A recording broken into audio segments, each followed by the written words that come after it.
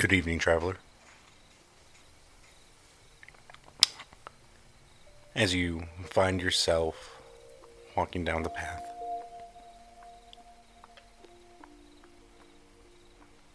dark path, full of a lot of uncertainty.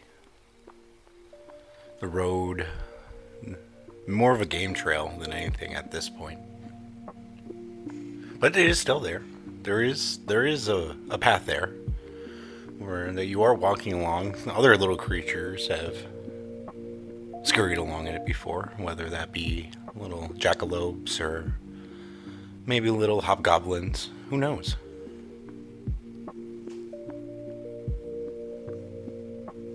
You hear the roar of some torrent.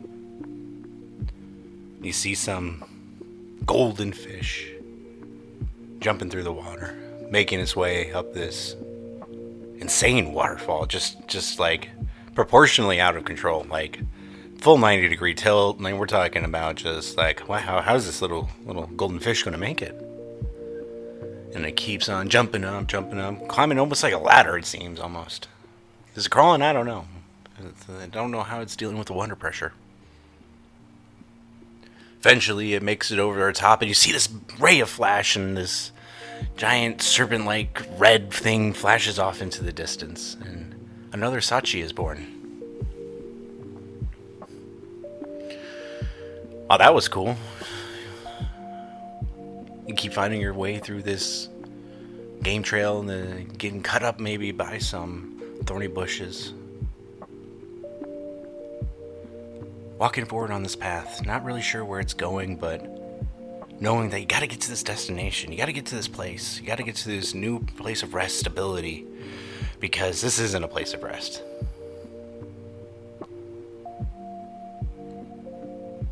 He's pointing the plants hurt. You got sharp thorns. Scary noises. I don't know what the heck that serpent thing drove off is. I don't know. I just saw a fish go up a freaking 90-degree angle. What? While dealing with this uncertainty, you keep taking one step at a time forward, right? That's how you keep walking. Come back to those basics.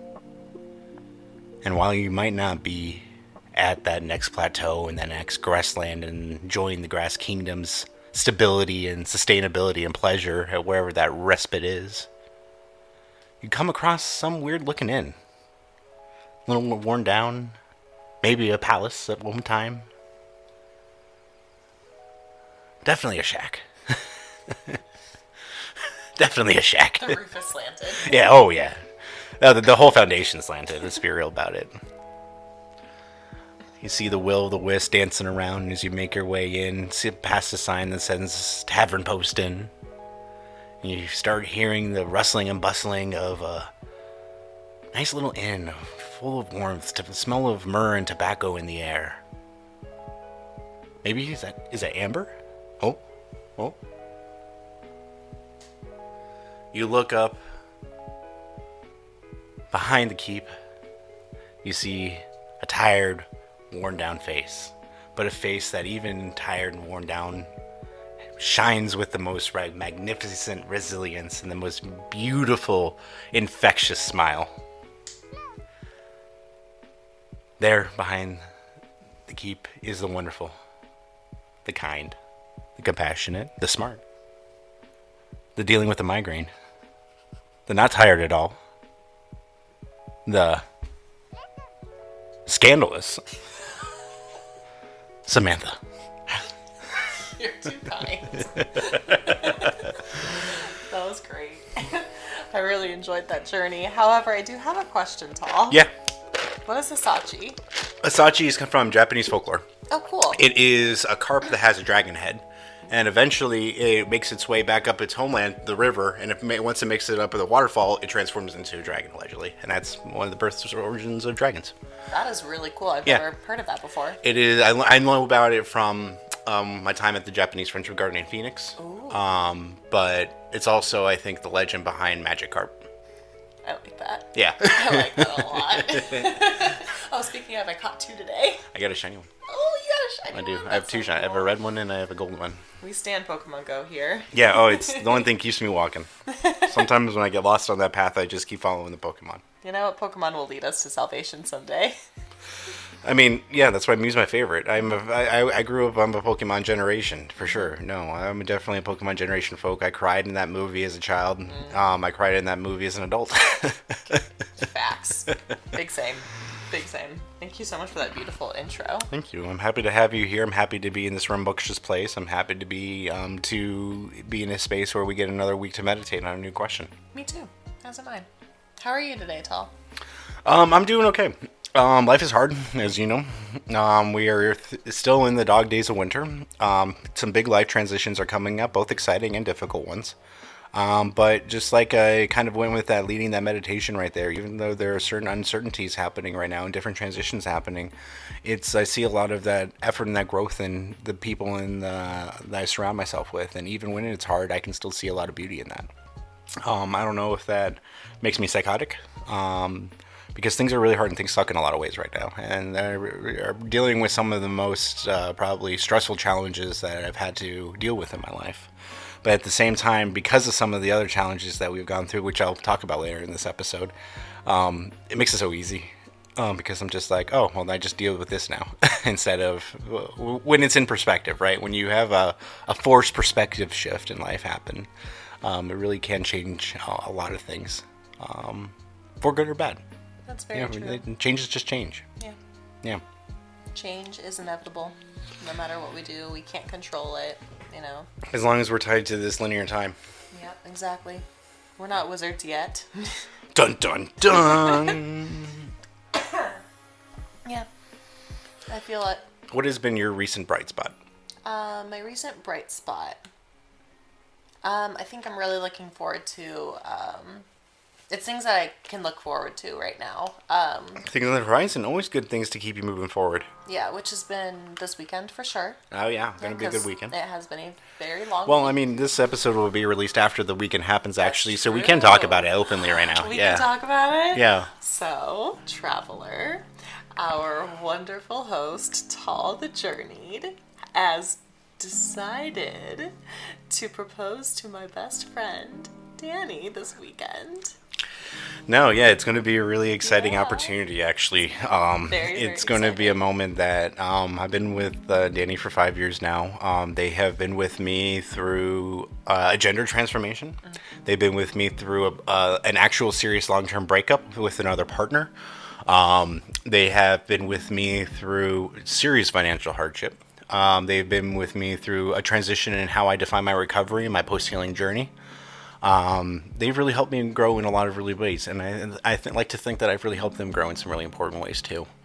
I'd say so. I'm very lucky to have found someone who's willing to take it one step at a time with me on this journey, and I'm very, very, very excited to be able to continue to learn what that means to grow my family, especially because you are part of my family.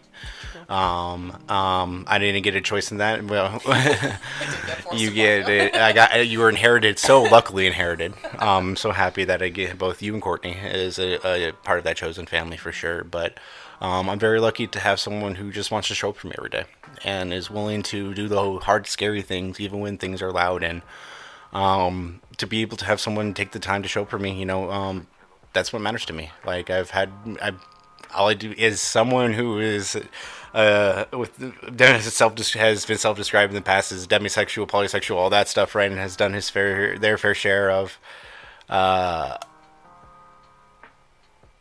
trying to find connections out there. To be able to take the moment to actually be able to connect with the person who is continuing to show up with me in that journey and wants to show up with me in that continuing journey. I'm very happy to be able to take a moment to honor them. I'm very happy for you both. I'm very excited for you both. I'm so grateful that I get to be on this journey with you both, and I've gotten to get to know you pretty well. The last, I'd say, year, we've really solidified our friendship. When we first met, independently, independently, yeah. And that's been really nice. Because you were always like from the first time you said hello, you were always a part of like her group Yeah. and like in that chosen family. But like Yeah. I would really say the past year, your 18 months, is really like you said, especially as we've gone on our own descent together, right? Yeah. And I think having this creative outlet together has really helped us. Really, like you said, I consider you family at this point. So. Hell yeah. You can't see a traveler, but I went for a fist bump, and Tal said, "You know what? I'm gonna hug your hand," and I really enjoyed that. Hugged my hand with their hand. It felt like a hand hug. It might have felt like one, but it was more of like a wraparound. Like I don't know what that. It wasn't a hug. Like a hand hug is like I can do a hand hug. That hand was. Hug. Or no, like here, go like this. Oh yeah, that's true. Where you do a high five. Yeah, and you I just like I like full like octopus. That was an octopus. Yeah, like I clawed you actually. I think that's like a claw hand right there. It was a self-defense move, realistically. Yeah. I was like, oh, she's coming for me. What do I do? Oh God, what do I do in this situation? I think I misgendered myself about 2 minutes ago on the podcast, so I gotta defend. I gotta fix it all. Yeah, exactly. No, I'm very excited for you both. It's I know that things have you both have faced a lot the last about 18 months or so, like a lot of huge changes, moving to a new state, getting into new routines, literally moving your family, leaving behind a lot of familiarity and life that you both created together, and obviously like independently, your whole life in one area, and you both decided to bring it up here where you get to reestablish new roots and you get to create new life, and ultimately it led to it didn't lead up to a couple of hardships, but like some hardships did follow suit, and well, life happened. Yeah, life happened. Life happened, right? Yeah, and the move was a catalyst for that change. Life was going to happen regardless. We were dealing with plenty of shit still in Arizona. Yeah. Like, that absolutely, yeah. absolutely, 100%. No. It just changed the color of the color. It just changed the color. That's it. It changed the environment. Yeah. And I think being able to see and witness you both going through these big changes and these big life events and handling it with such grace for one another and for yourselves, like I've been able to see how much you both have grown, and seeing your love and your care for one another and those that you choose to be included in your family has truly been an honor to be able to be just a witness to. And now I get to be a part of this big moment that's going to be taking place in 2 days, and I'm very excited for that. I can't wait to see Danny's face. No, it's going to be exciting.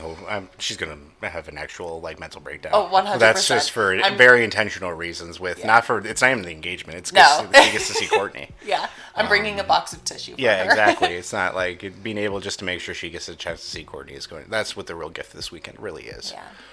The ring's just a bonus. Yeah, exactly. Exactly. The life commitment to one another is just a bonus. And that's exactly what it is. It's a commitment, right? And that's how because I am very vocal about my opposition to the state mechanisms and what commitment means in the eyes of the law. And those because I don't agree with a lot of the systematic things. I'm very open about how I view those things. I think on the show,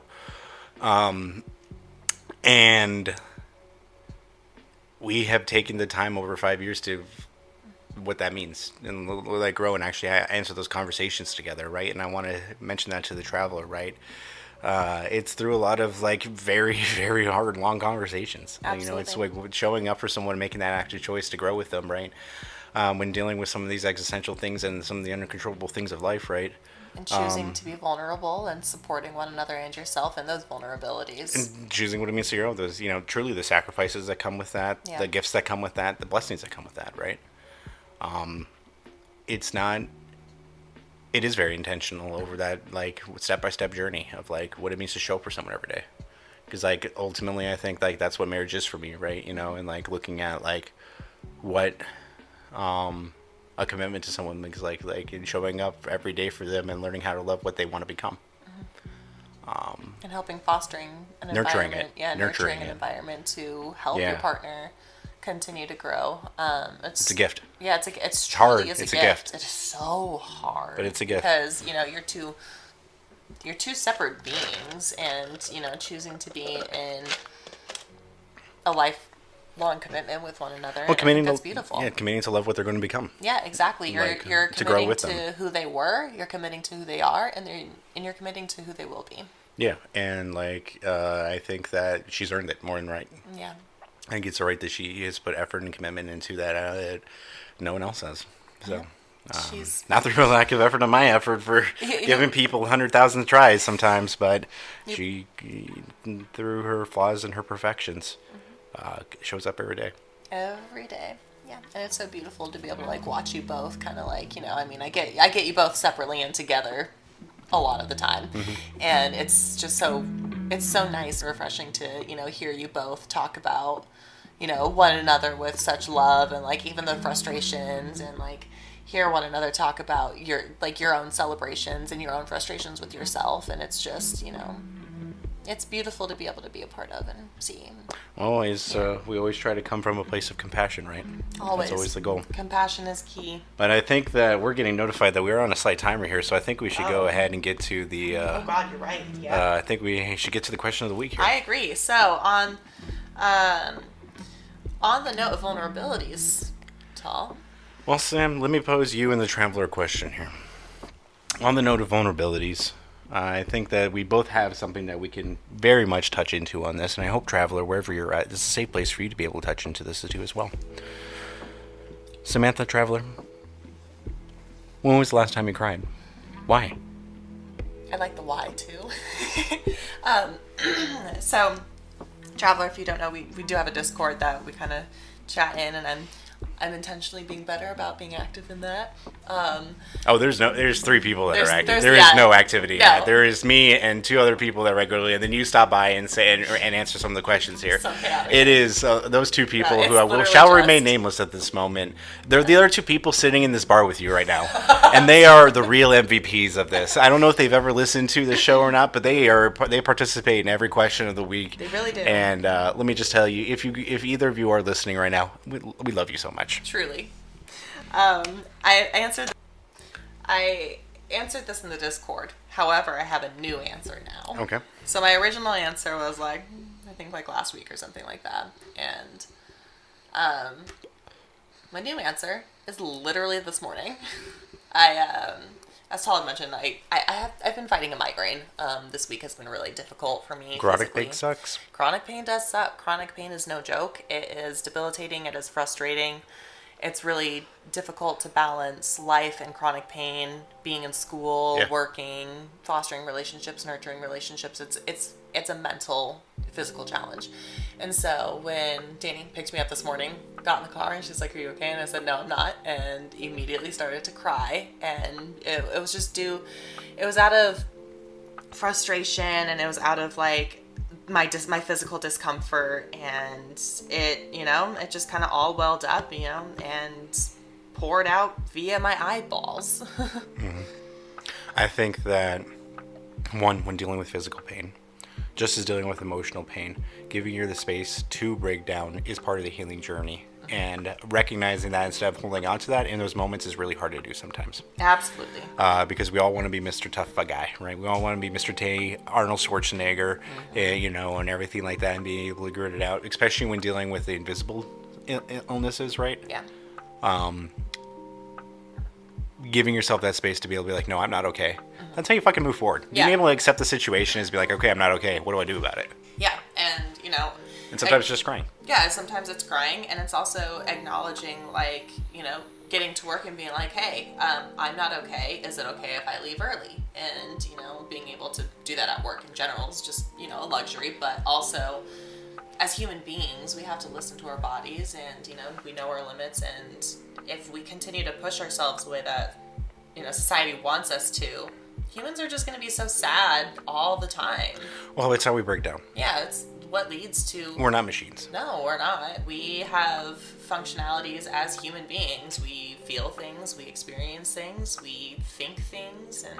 I think it's really important, and that's why it's like destigmatizing crying, right? Yeah. Like, you're hurt. It's okay to cry. We are, as far as we're aware, humans are the only species that cries the emotional reaction. Yeah. And then do it. we do that, think so then whales do it. do. Not Well, they not have emotionally. they sing. There's plenty of things that cry. Yeah. But like we have not been able to correlate that to emotions with them. Yeah, they change their Pitches, their their frequencies. Yeah, They'll get depressed songs. Yeah. They get depressed songs for so sure. heartbreaking. Yeah, you can actually hear the differences, and it's wild. If you ever hear one of those recordings of like the differences between the whale calls, they can be heartbreaking. Yeah. But I think like these like again, maybe this will eventually be proven out that like other animals, because like I'm very big on demystifying the differences between humans and animals in general. But to our knowledge, it is a pretty unique thing to have an emotional correlation between crying and that do it. Yeah. Do it, traveler. We do it for a reason. It's okay. It's okay to cry. It's part of life. Having that release, which is hard to do as someone who has struggled with crying in the past, giving yourself that release so you can be present and then move forward is truly how you like develop individual resiliency to like deal with it and get through and be okay. Absolutely. Because if not, you're going to hold on to it and just keep breaking down. Absolutely. And that's not going to be good for yourself. It's not going to be good for anybody involved. It's okay to cry. It's healthy to cry. What was the best part of crying for you this morning? It just kind of helped relieve a little bit of pressure off of myself, because it was kind of that, okay, I am acknowledging that I'm not okay. I'm acknowledging that I do need to take it easy today. And I struggle with acknowledging that.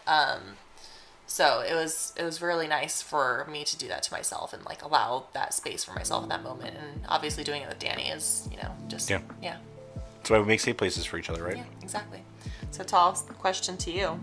When was the last time you cried, and why? Well, I had a few tears the other night, but actually it wasn't a real full-on cry. That was kind of just an emotional release when I was talking about some life stuff with Danny. Mm-hmm. When she broke and she showed me her other ring she got me, so. She did? Yeah. So. Oh, man. I was just like, I didn't even ask her. I was like, okay, you can show it to me. Yeah. I was like, this is for you right now. But, Wait, what ring? What ring did she show you? Oh, she did? Yeah. It's really sweet. I cried when she showed me. Yeah, that's why I had a few. And that's why I want to acknowledge it. They were happy tears. But the last time I cried, would have been about 2 weekends ago now, when I was back in Arizona, right before I got my tooth fixed, actually, traveler. My dad kind of checked in on me and just was like, it was the weekend after we put Cookie down, and literally days after. Yeah, just like 2 or 3 days after, and I talked about how I'm proud of Danny, breaking down and not being okay, and like actually admitting that to me.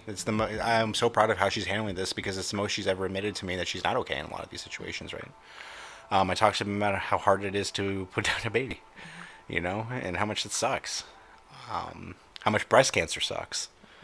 And in that car ride, I cried in front of him, and it's probably the first time I've ever cried in front of my dad since I was a little kid. How did that leave you feeling? There's nothing that makes me cry like losing a baby. It is the first thing that got me to cry. I actually talked about it probably on The Descent, actually. Yeah. About a decade ago. Actually, not like a decade ago. When we lost Sandy. She was my childhood dog, and she was the first thing that I cried in my sobriety. Yeah. It was so seeing how I reacted to it this time, and being able to allow myself to actually just let myself cry when those emotions came up, instead of having to finally just get to that point of breaking down when I heard the Rainbow Bridge poem with Sandy, made me really proud. Being able to have those moments of vulnerability in those intentional safe places. I'm not just breaking down in front of anyone. I'm breaking down in front of my dad, right? Yeah. Which is a big thing. I'm not just breaking down at the airport, right? Or even if I did, it wasn't a mindful, or like for instance, on the day when we last Cookie, Danny broke down outside of it. I was more invalid in that moment, right? But I'm confining in my safe places, I guess is what I should say. I'm confining with my trusted confidant, in the case of my dad, right? And in a place that I don't take for granted, because I'm surrounded by people who don't have good relationships with their dad. And I was one of those people who for a very long time had a really strained relationship with my dad. And through his effort and my effort over the past decade in individual recovery and everything like that, and their effort in just growing and a lot of their changes too, right? We've been able to get to a point where I felt comfortable enough where it was actually felt good to cry in front of my dad, right? And I thought we had a good conversation about some of those more esoteric life concepts of like, what is life, and what does it mean to rest, right? Things that You know, I know that the last time that I only really talked about my dad when I talked about with like grandpa, you know, and like when we lost his dad, right? So to be able to be in the space, right, to have a breakdown in a car ride with my dad. But the last time I remember, I've had many memorable car rides with my dad, and a lot of them aren't great memories because they involve certain life traumas, right? Whether it was drug tests or X, Y, and Z different things. Um,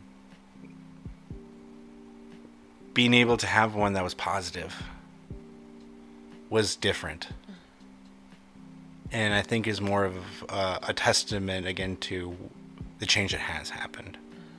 I don't think either of us are fundamentally different people, but we've chosen to grow in a certain way to respect with where each other is at least. And I've been able to get to the point of emotional intelligence to be able to be sad, not mad, not have a frustrated or not be happy, but to be able to be sad in front of my dad, which is something I was not expecting. It's a big moment. It's something that and you know where a lot of it, like I said, is because I lost a child, right? I lost my baby. I lost my. I'd been. I mean, at the end, it got really graphic, like we talked about. But over the past 5 years, something I've cared for on a daily basis. Yeah.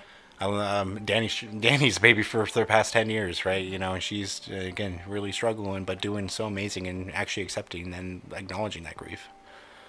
Yeah, the way that she's been moving through this grief has been really profound, and her and I talked about it a lot the last couple of days of because we've experienced so much traumatic grief, and it's kind of taught us different things about grief, and it allows us to foster those environments, nurture those environments for those that we love, to help you process through this. And well, it's why I can be feelings. present, and it's because of those spaces that I'm able to I've been able to navigate my personal journey into a place at least, right, where I can have that space, and that's what allows me to be present with some of these other life things that is going on. Yeah. Where or all they're concerned right now is to worry about healing themselves right now. Yes. It allows me to be present in these different ways because of these different healing journeys that we're all at in our different spots, right? And just as that's what I think having a chosen family and a blood family or all that's all about is that when we can pick up that, not the slack, that's not what it is, but we can be present and show up for them in these different ways. It can help pick up the rope. I envision it like tug of war, right? You're kind of going at it with yourself, and so your mind and your heart and your hardships are on one end, and you're over here picking up the rope, trying to pull and win the game. And here we are, your chosen family, and your family, and those who love and support you, help picking up that rope to help you pull and to not necessarily get over, but to feel and to move through. In the most plain way, simple. Mm-hmm. I've noticed in my nearly 30 years here, what it means for people to be distracted and not hear and deal with mental health struggles. Yes. And to have someone physically present and not here. I understand what it's like to incorporate someone who is zoning out for days on end on their phone because that's the only thing that quiets their mind. Yeah. And they don't even realize it. I understand what it's like to have someone who's dealing with chronic pain on a daily basis, right? And can't go out and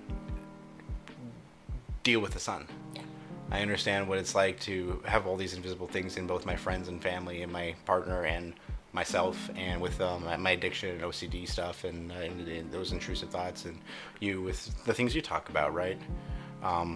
I see what those things are and what it's like for people to just straight up not be here when they are here. Yeah.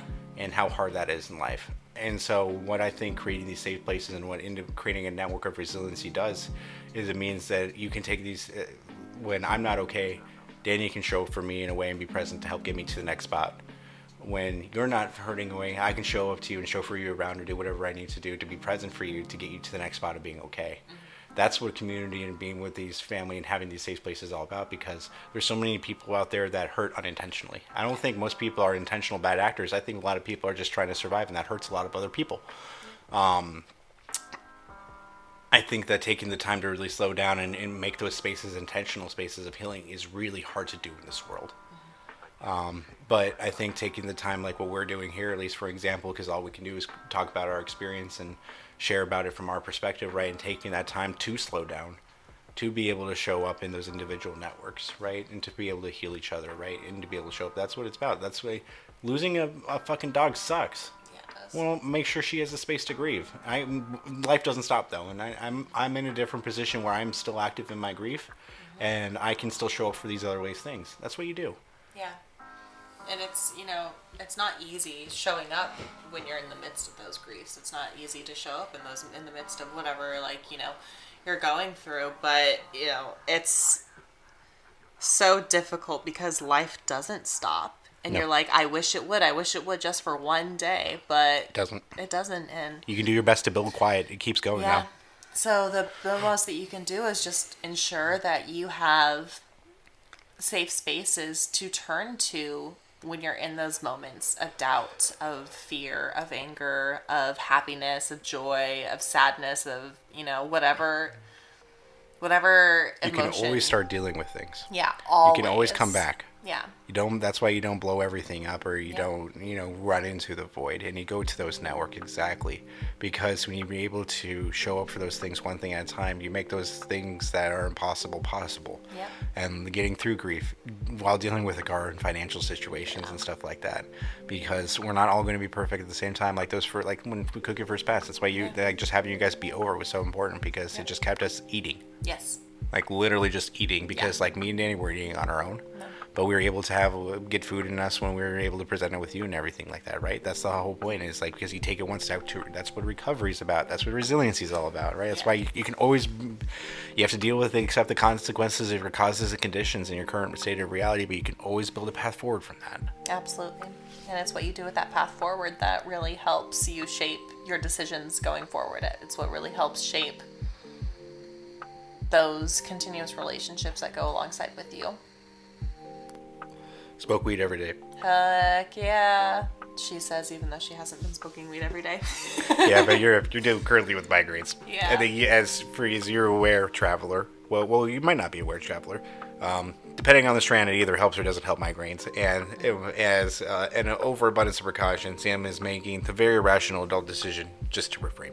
Yeah. As I am currently blowing a cloud of vaporized THC in their face. So do with that information what you will. Mm-hmm. I'm really proud of them right now for taking care of their health and recovery. Obviously, I'm a shitty nurse. No, you took me to McDonald's. You're a great nurse. I got you the caffeine. I got you food. I got you to the next side. I just do what I can. Yeah, you got me to the point where, the pain has thankfully subsided a substantial amount since this morning. However, it's still there. But, just trying to get manageable levels on chronic pain. I can do homework tonight, and that's important, which it's going to suck, but... Well, we take each other to the next step. You've helped me plenty of times. Trust me, I get it. Exactly. Well, Tall. Traveler, I hope that your vulnerabilities help set you free. And I hope that they continue to help you build that bridge to your next path of life. And I hope that you can allow yourself to be vulnerable, not only to yourself, but maybe to a chosen person. Maybe to whoever you're sitting next to at a bar, Make sure that I will say this with one precondition. Yes.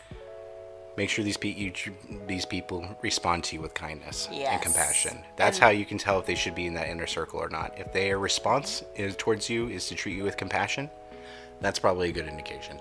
I would have to agree. And it's always okay to ask, hey, are you in a space to hear me right now? I'm going through a tough time. Or you can always ask someone plain simple, are you in a space to fist me right now? Yes, that is also a valid question, Tom. Thank you so much welcome. For bringing it full circle.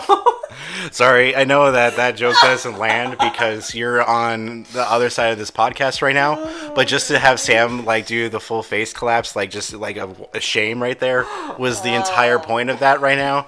And I know, again, I apologize, Traveler. I understand that physical comedy doesn't translate into an audio medium, especially if you're watching this podcast and just looking at a blinking eye at you right now. With my little pixel art to shit, right? But thank you, Sam. Thank you for fulfilling my need right there, and just the dumb reaction, because I need that dad humor. I might not be male anymore, but I still present masculine when it comes to my humor. Hey, I'll do dad jokes and dad humor all day with you any day, no matter where we're at in life. That was a bad dad joke. That was a dirty dad joke. That was a dirty dad joke. Oh God. Well, Traveler, thank you for joining us. We hope that your drink, your meal, Your mead. your mead, Your your meal. company is as cozy as you need. Samantha, thank you for dealing with me at the end here. As always, I appreciate you and your existence. Likewise. You are always a pleasure to have around, and as always, as you're dealing with this chronic pain right now, I look forward for the next place of stability. I'm going to throw some magnesium at you and hope that helps. I did start taking a daily vitamin. We're cured. We did it. We're cured. We're done. We had that ogre stew. The onions have been peeled back. The ogre stew, the vitamins, the onions, it's good. It's all good. It's all good in the hood. Struck the Ogre Lord, we pray to you. Cookie, if you are listening, Sandy, if you are listening, we pray to our ancestors. We want to acknowledge you and love you in whatever transition of light you are in your next light. We will keep lighting an incense for you so you can always find your way home. We will always cherish you in our hearts. Traveler, wherever you might be, remember, you are indeed fucking worth it. You are indeed loved. Make sure to be responding with compassion both towards yourself and other people. And with that, you are loved.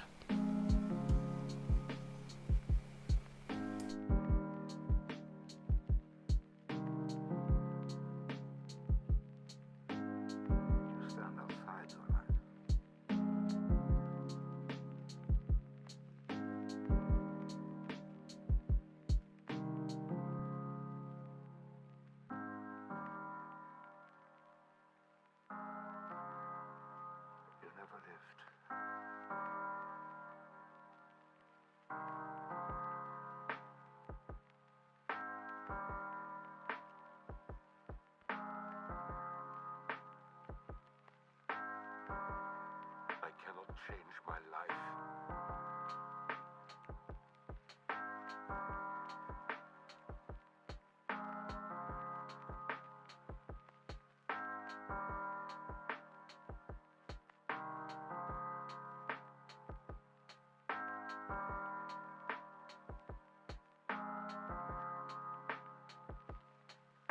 Perhaps I could give you a gift.